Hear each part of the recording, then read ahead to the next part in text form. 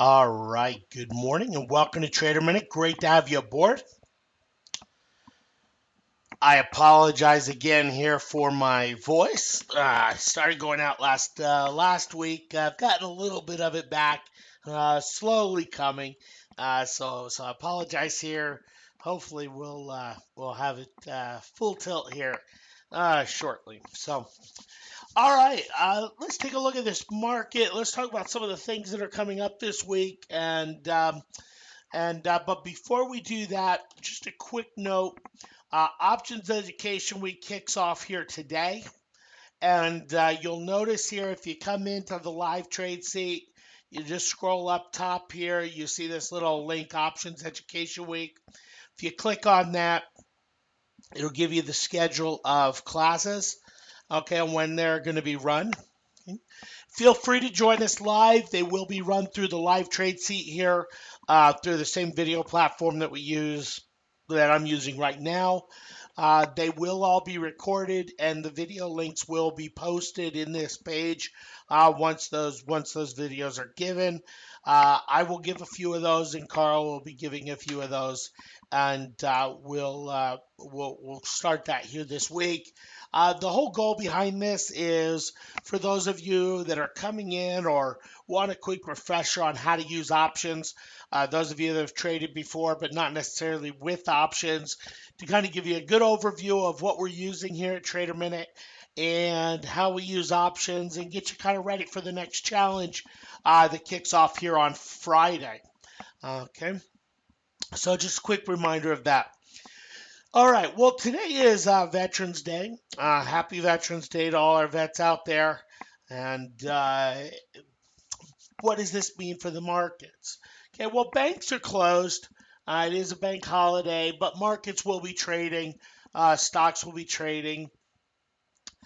Currencies will be trading. But generally, Veterans Day, you see a little lighter volume, a few fewer catalysts.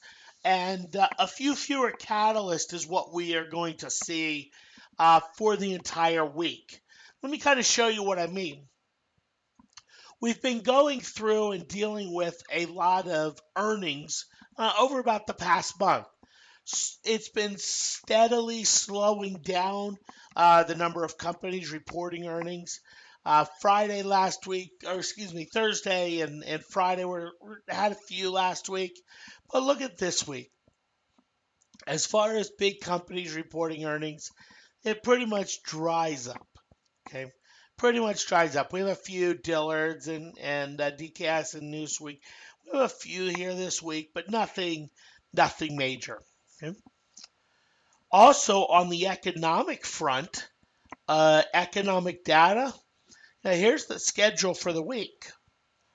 Okay, here's the schedule for the week. Nothing really today. Okay, very little tomorrow. We have a few Fed governors speaking.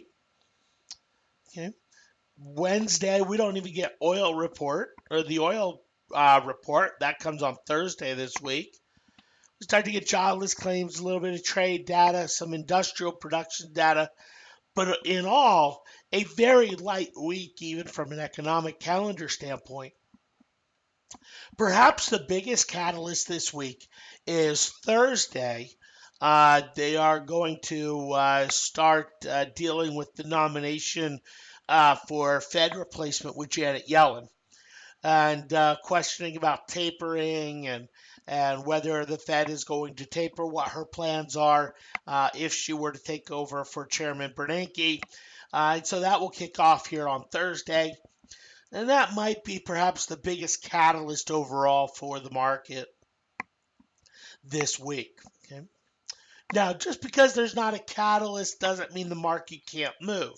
In fact, if I come here and just pull up the market chart, one of the things that has happened in this market during 2013 is the market has tended to go down as the catalysts have been few.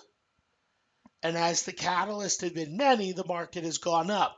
Hasn't mattered what the catalyst is, whether it's good, bad, indifferent, the market's tended to rally this year, even on bad news. And it's really tended to kind of pull back or flatten out when there have been very few catalysts. Are we going to see that this year? Are we going to see that this go around over this coming week and a half? Yeah. That's kind of the big question. Last week's market ended with quite a big whipsaw. We had some really harsh selling come in on Thursday.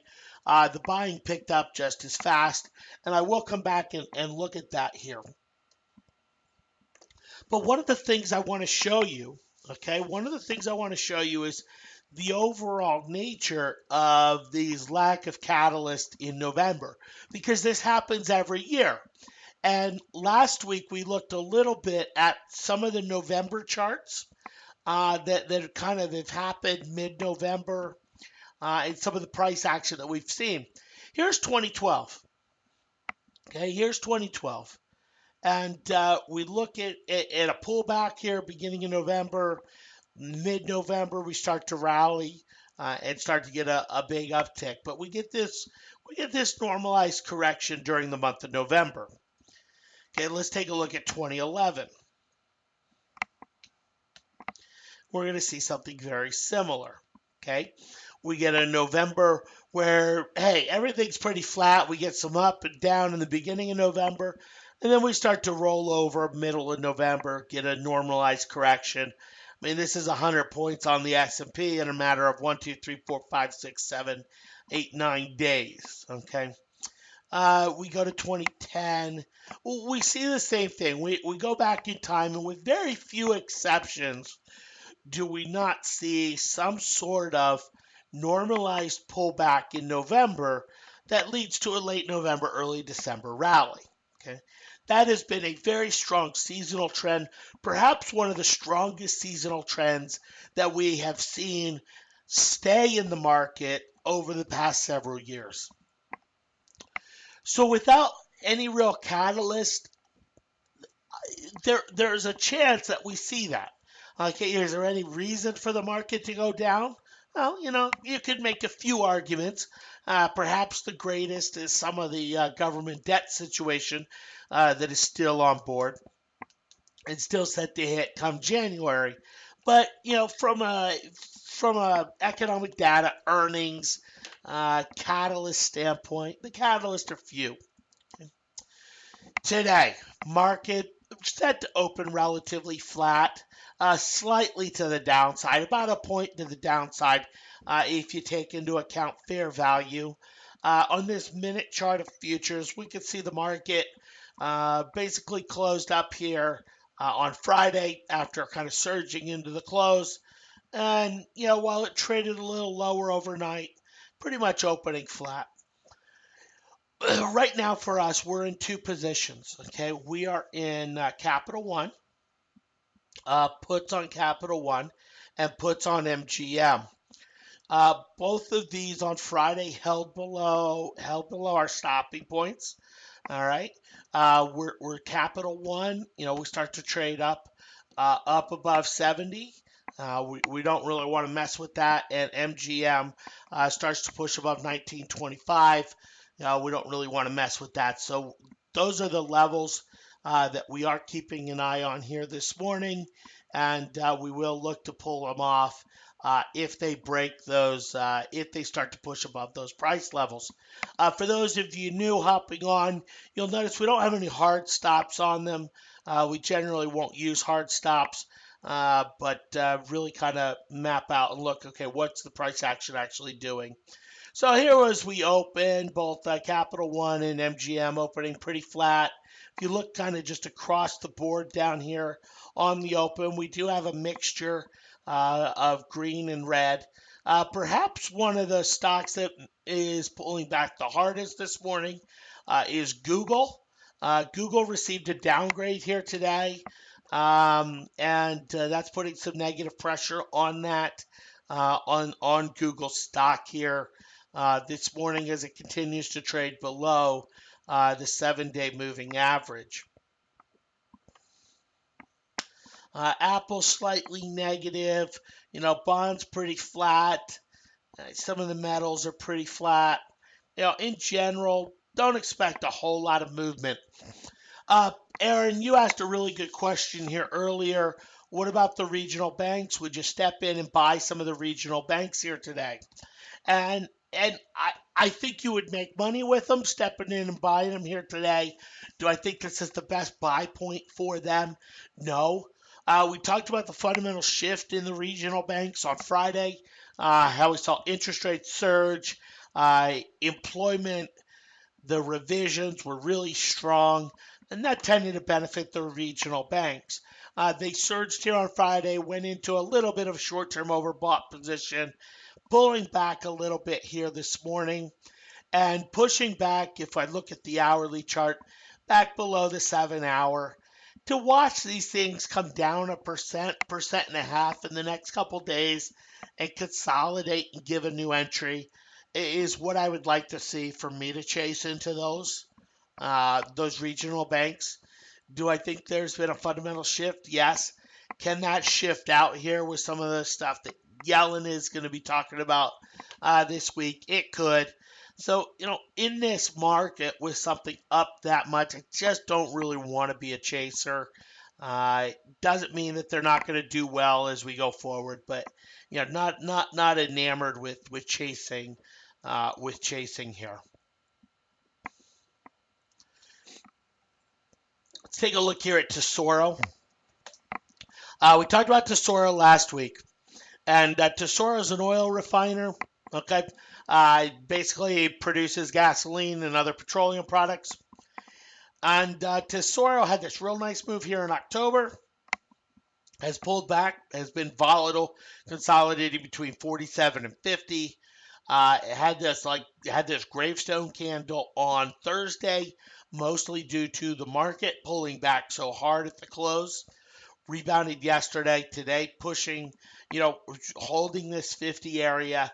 We start to see Tesoro trade above 50, hold above 50 for most of the day here today. Would offer a fantastic upside entry here on Tesoro. The other one I'm looking at from an upside standpoint is Marathon. We talked about Marathon's earnings last week. We spend a few days above 36. That would be very positive for Marathon trading higher. And we'll see where that is near the end of the day. But Marathon Tesoro potentially offer great upside trade opportunity as this week progresses. As far as downside opportunity, okay, and we see the market future selling off a little bit here on the open this morning. Okay, just a few points. Nothing major yet. Here, could it turn into something major? Sure. But as far as downside opportunity in this market, as far as things that potentially have a catalyst today, Google. I mentioned Google's downgrade here today. It wasn't a major downgrade, but still trading below the 7. To look to trade Google back below the $1,000 mark, you could. Is it a dangerous trade because of the overall action on here? Absolutely. It is quite a dangerous trade, but it's one that is actually trading below the 7-day moving average here. Another place that I've been asked about as far as potentially shorting is Transocean. Okay, and several weeks ago I mentioned if Transocean starts to trade 51, 52, I'd look at it from a short standpoint. Do we get some sort of short opportunity? This weekend, one of you emailed me and said, "Hey, can we short rig here?" And my response was no, not at all.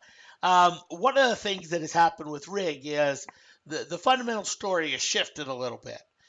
You've had some activist investors jump in here. It's creating a strong short squeeze.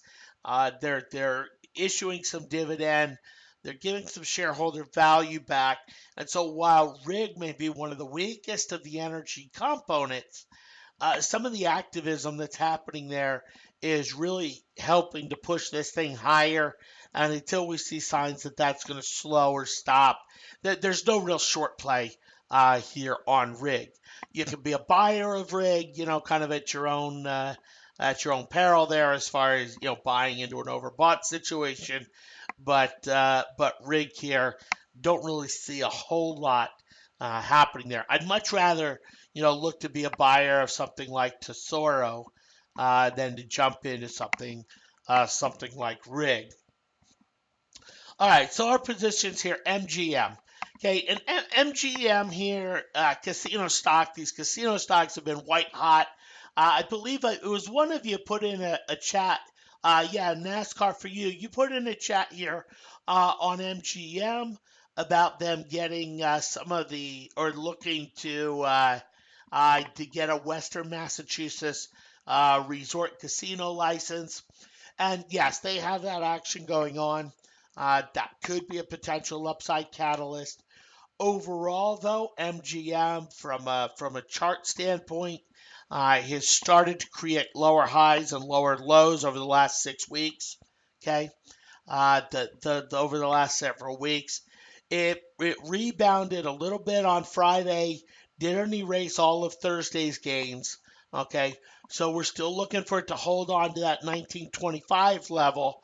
And if it were to continue to weaken here today, start pushing below 1875, that would tell us, okay, we're still in line for that retracement back into the 16, $17 mark. Okay.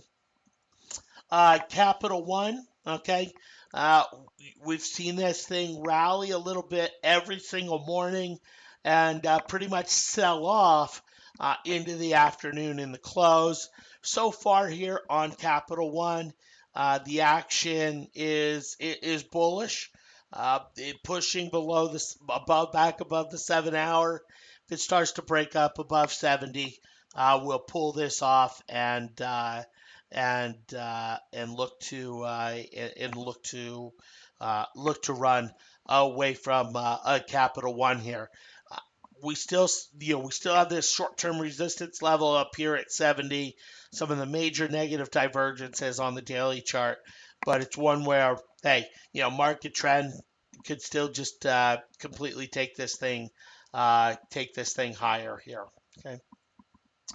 You'll notice the quick rebound here in market futures. Like we said, we've seen the market sell off almost every morning. Some mornings it's been snapping back faster than others. This one, it's starting to snap pretty fast here to the upside.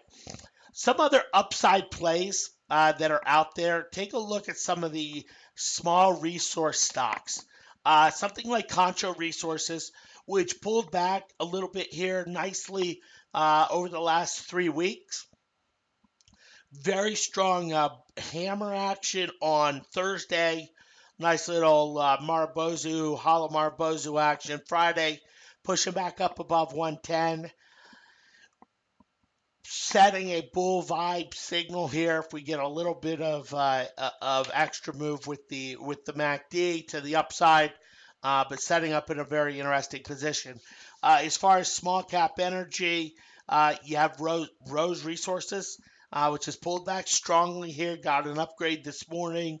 To see this thing bounce back into the 57, 58 area would not be out of the realm of possibility here. If you kind of go through, and let me kind of show you here, a lot of the upgrades and downgrades. Let me just go to the upgrades here. If you come through them, a lot of these are dealing with resource companies. This Exxon just came in here a little bit ago, but we're dealing with some of these smaller resource companies, CCC, CXO, Rose, Gulfport Energy, GPOR, that have had some nice or some upgrades here to them this morning. A couple others on the upgrade front that are interesting. Not that we can really trade options or trade them, but this Rocket Fuel, pulled back real strong on Friday, getting upgraded in the face of that. What have we seen so far this year? The stocks that pull back strong and the analysts start to come out and defend them, they tend to continue to push higher. And so you may see that type of action for those of you stock traders, kind of looking here at FUEL. Okay. All right. So overall market, oil's fractionally lower. Capital One and MGM are pretty much flat, and small caps are underperforming the market so far this morning.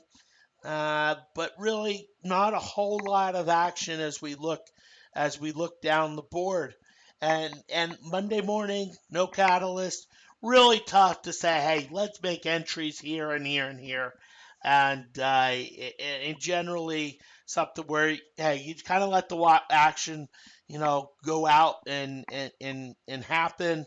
And as the day progresses, you can kind of see some of the outperformers, underperformers, and go and take advantage of them.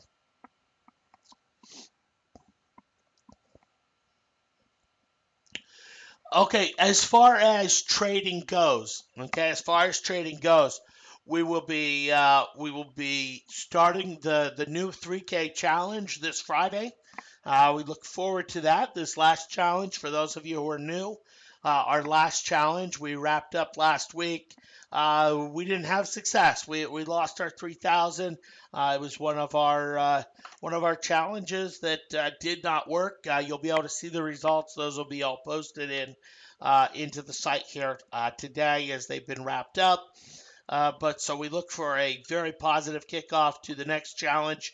As the week goes along, I'm going to talk about some of the trends, some of the stories that we'll be looking to play for the next challenge, that we'll be looking to enter into, and some of the entrances that we will be looking for. Okay, Aaron, great question. Would I make a new entry here on MGM? Okay, um, the MGM here. Okay, MGM. As far as a new entry, if you're using 1925 as a stop, you're only dealing with about 15-cent risk. So it's very low risk overall. Okay. You can kind of see the 1925 level, the upper Bollinger Band, nice confirmation. Really, some more confirmation to MGM to the downside would come on a break below about 1890. That would be some better confirmation here for MGM. So would I make it here Monday morning? No, I'd probably wait. I would probably wait and let this thing tick below 1890 before jumping after it. Okay. All right, yeah, NASCAR was the 10th or 11th challenge. It was the 11th challenge. Okay, so it was the fifth one that we have lost our 3K on. It was the fifth one. For those of you who want to see the results of the last 10, it's just simply go to this link I'm putting in. Whoops, not that link. Let me get the right link for you.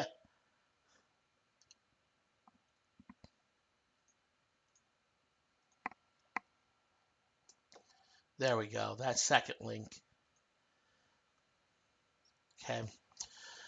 Yeah, Max, great question.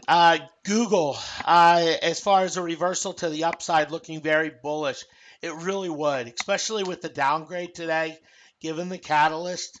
All right, if Google were to start to trade back above 1025, even 1020, that would switch things very fast here. Okay. Like I said, Google's one of the few that's trading below the 7-day moving average, but it's tough to really get short it, with the overall, this gap here, consolidation. But a 1020, 1025 push above would look fantastic. Even something like Amazon, trading below the 7 after this bullish earnings gap.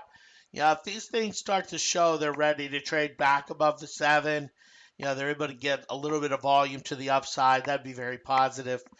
Amazon announced here over the weekend that they were going to start Sunday deliveries with the U.S. Postal Service. They're going to start, I believe, in L.A. and one other market. They're going to start experimenting with deliveries like that. So I don't know that's a great earnings catalyst, but a little bit of a story development overall there. In general, let's go take a look here. I'm just gonna take a look here at the winners and losers here on the S&P 500. We see a few more decliners than advancers, but it's about equal. It's about equal. Some of the big winners, Best Buy got an upgrade this morning. Delta Airlines, J.C. Penney, kind of rocking off the bottom there. Few of the losers coming in, but nothing major. No real big stories or consistent stories. Take a look at something like U.S. Steel here, uh, which has been, oops, yeah, it's been on a great tear, pulling back a little bit here today. These types of pullbacks here become buy opportunities. We talked about some of the bearish activity that came in last week, not being really as bearish as what it traditionally would be. You start to get these things pull back on light volume today.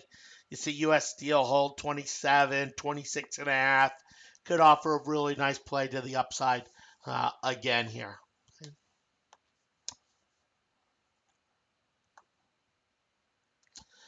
Yeah, Trade Hound, Amazon's new show looks like it'll be a hit. Yeah, Amazon's got a lot of things going on for it, right? A lot of things going on there.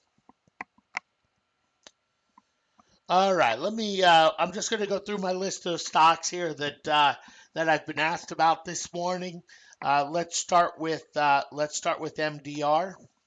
Okay, MDR is a heavy construction company, and McDermott, international company. They tend to do well when there's power plant build outs, big construction projects. And MDR has been trading down here around 7 for a long time. Last week broke out on big volume, shot up towards 8, 8.5. If you're riding McDermott to the upside, which, uh, who asked me the question is in, there's nothing really saying, hey, get out of this. If you're looking to get in, any kind of little consolidation, you can play it with the 7-day moving average and look for that move back up to fill this August gap, at least, is kind of what you're looking for here on McDermott. In the sector, though, you have others that look much better. FLR, which looked primed to push up into 80. You're actually trading a strong uptrend in that sector, something that's had stronger fundamentals. Very nice bullish engulfing here on Friday. Uh, Bands are relatively constricted. We get FLR trading above 77.5, 78 for a couple days. That bodes very well for a push into 80, probably an overshoot into about the 82 level. So if I had to choose buy MDR or FLR, I would buy FLR simply because you have the trend going in your direction. But, MDR would probably work as well. Foster Wheeler, this is another one in that group with the breakout, real strong breakout and in a very bullish overall bullish position there. Okay. Vale. I was asked about Vale. Vale did not act like the other steel companies at the end of last week. Vale got hit much harder and has stayed lower. Vale here at best for the Bulls is set for consolidation. To see it come back to 14 and a half, 15 though, from a technical standpoint and knowing the way Vale trades, would not be surprising here at all. So if I'm getting long steel, I'd rather go with Nucor. I'd rather go with U.S. Steel. I'd even rather go with AKS than with Vale. I'd prefer to stay away from Vale. MT here at ArcelorMittal, it's doing very well. There are many other steel companies I'd rather go after than Vale. Yeah, Aaron, J&J, very similar chart to the FLR, right? Bullish engulfing Monday, breakout here above 94, piercing the upper band. We have a beautiful trend rider signal as this thing sets new highs.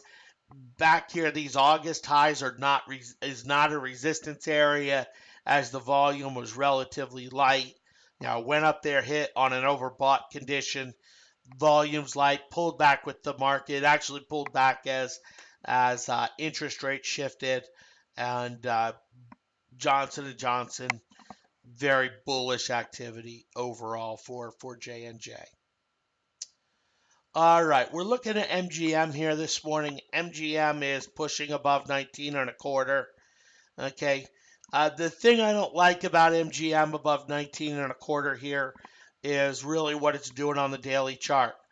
Notice how it's pushing back above the 7-day moving average. Do you have still some strong downside potential?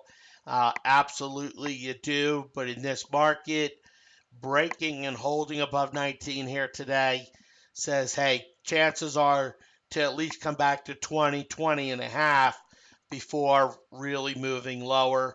And so we're going to look to we're going to pull MGM off here as it's breaking that stopping point here this morning.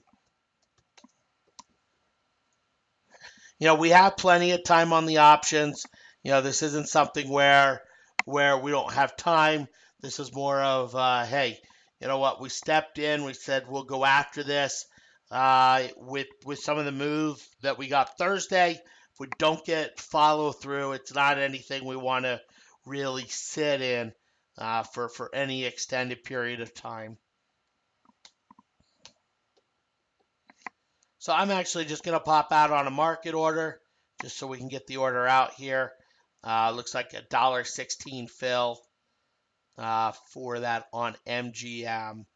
So we are out of MGM at 116.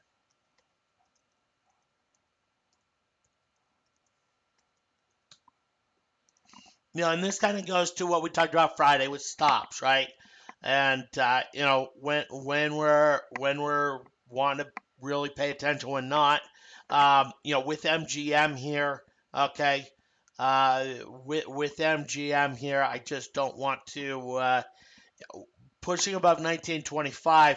I'm not looking to wait till the end of the day, a closing price, simply because of the inside day yesterday or Friday.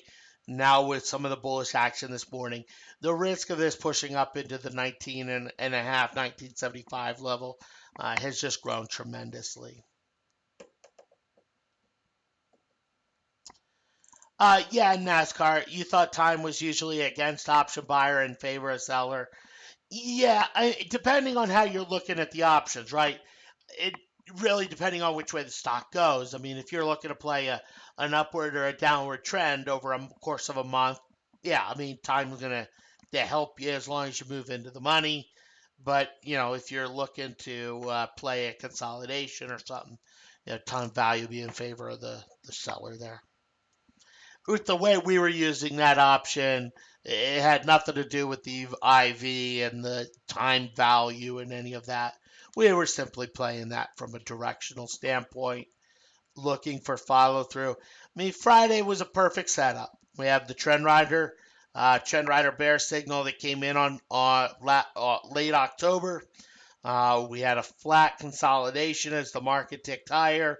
We had the breakaway candlestick on the Marubozu, and we had a really nice setup here on MGM.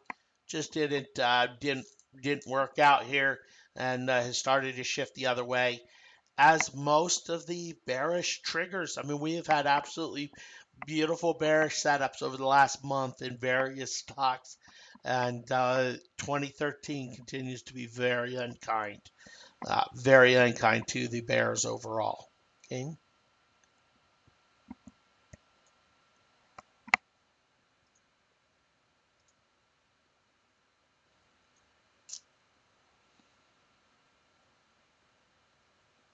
All right, bear with me 1 second. I'm just verifying email went out.